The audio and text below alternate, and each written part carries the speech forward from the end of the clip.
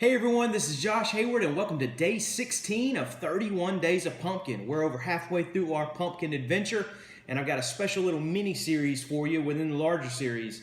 We're going to be taking a look at the Southern Tier Pumking line of brews. For those of you who are somewhat familiar with the pumpkin ale sphere, you've probably heard of Southern Tier's famous brew Pumking. And over the last couple of years, they've expanded their famous Pumking line to include several other brews. Here we've got the cold pressed Pumking, the Warlock, which is kind of like a stout, and then the rum barrel aged Pumking. So when I was in preparation for 31 Days of Pumpkin, I came across all of these, wanted to grab them all, and kind of do Southern Tier some justice as far as taking a look at all of their various pumpkin type brews. But for those of you who don't know about Southern Tier and Pumking, Pumking is a very famous brew this time of year. This is kind of like their staple brew in the fall time. Anytime the weather starts to turn cooler and you start to see pumpkin ales on the shelves, more times than not you're going to see Pumking. I've seen it in everything from bottles to being on tap at various bottle shops and in various restaurants. I've even gotten, I think the first time I had it, I tried it in a bottle shop. I had a sample and then took a growler home. That's the first time I ever had it. That's several years back. But very, very famous brew. From what I remember, the recipe has changed somewhat over the last couple of years. But still, it's a favorite of the craft beer community. So I'm really looking forward to this. I've had the Pumking and the Warlock. I haven't had these other two here, but really looking forward to taking a look at all of these, and thought it would be kind of fun to highlight Southern Tier over the next 4 days. So we're gonna pour this out and we're gonna see what we've got. By the way, this is about lost that. This is the Imperial Pumking, ale brewed with pumpkin and other natural flavor, brewed with two hop varieties and two types of malts. So this is kind of their go-to brew here in the fall. Very, very famous. ABV 8.6%, and by the way, Southern Tier is out of Lakewood, New York, for those of you who don't know. Special fun fact about Southern Tier, they just broke ground with Victory Brewing Company on a joint brewery to be built in Charlotte, North Carolina on South Boulevard. So really, really excited for that. That's going to be huge, not just for those two breweries, but for craft in general. Having two major breweries come together and do a joint brewery, it's going to be amazing. I believe that's due to open in March of 18, but very, very excited about that. So here we go. We've got a kind of a golden type color here, very, very hazy golden beer, kind of a lighter type golden compared to some of the stuff we've seen through 15 days of 31 Days of Pumpkin, but very, very kind of pretty pumpkin brew here. Very light golden, almost kind of looks like an orange juice if you just took a glance at it. But yeah, very hazy, very, very hazy. Hardly any lights. You can't see through the glass at all. Little bit of lights coming through. Definitely the translucent term would be the best descriptor of it. I actually poured a little more into this than I wanted to. I guess I was just excited for the brew. Giving a little swirl.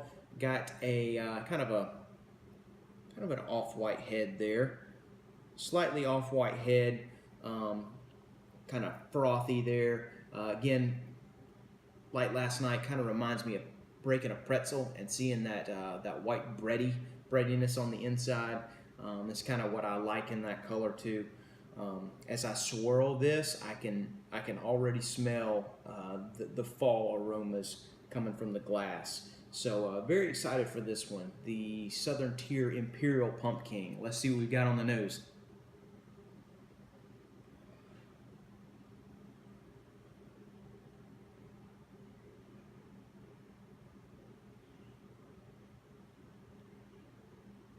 Definitely smelling some malt, or gathering some interesting malty tones in this. Some various tones of malty sweetness. I would liken it to toasted bread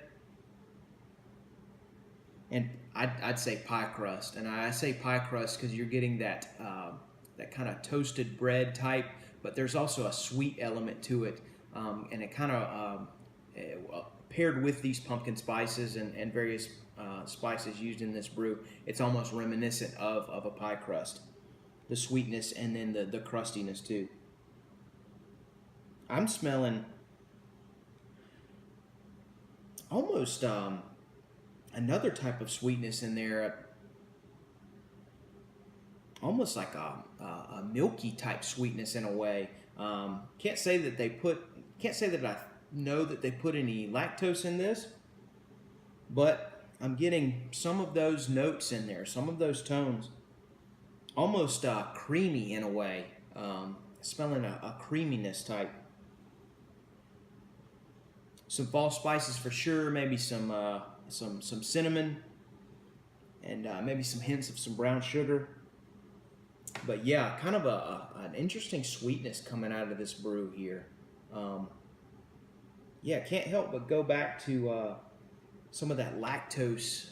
Almost reminded me of lactose. We had a milkshake type beer several days ago that kind of had some similar notes. So yeah, let's see what we've got. Cheers.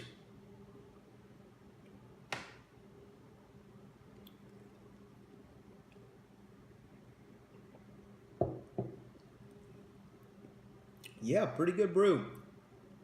I think again, I think the recipe may have changed somewhat over the last several years. Again, I'd have to drink one from last year and compare it to this year. But a pretty solid pumpkin ale here.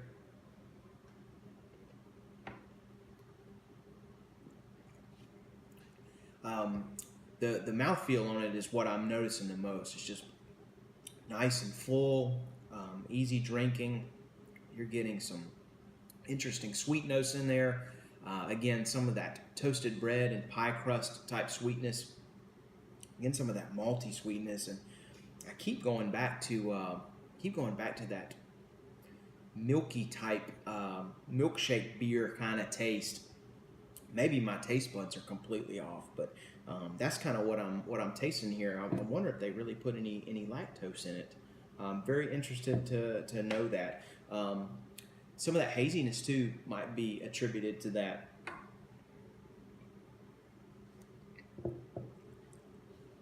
But a very, very pleasant malty flavor in here.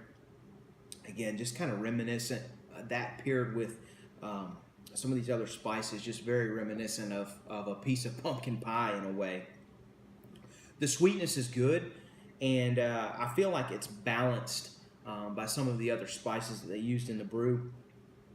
I've had some pumpkin ales, and we've had some too thus far, 15 days in, that's just overly sweet, just way, way over the top.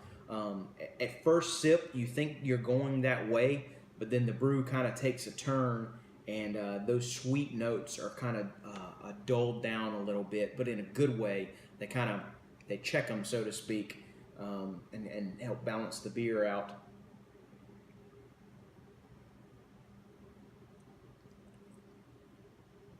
As I continue to sip on this beer, seeing they use two types of hops and two types of malt, I feel like I'm discerning a unique bitterness towards the end of the beer, end of the sip, and I would attribute that to some of the hops that they used. And it's a welcome addition to a pumpkin beer. If you'll remember, many of these pumpkin beers that we've had, you can't taste some of that hoppy flavor that you're looking for, and I'm not saying you're wanting a ton of hop flavor, but in some of these brews you can't even discern it at all, just because it's so drowned out by the malt or some other types of sweetness that they've added, or even just the autumn spices, just way over the top.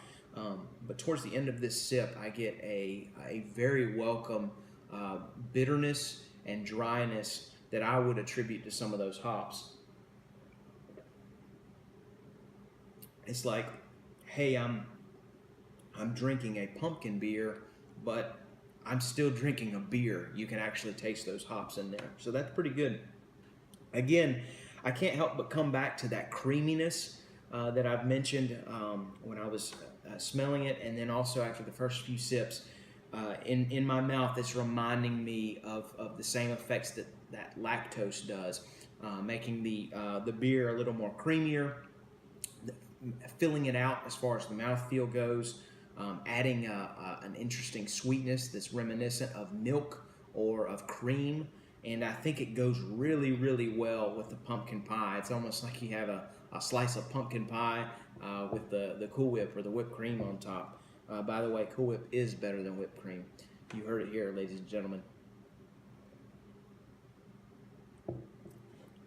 But yeah, no complaints here.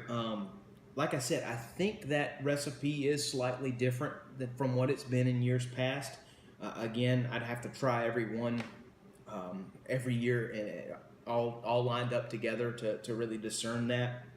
But I do know for a fact that from the first time I had Pumpkin, I guess it was 3-4 years back, that's a different tasting beer than this one now. I think that the guys at Southern Tier have kind of changed that recipe a little bit, maybe done some evolving of it.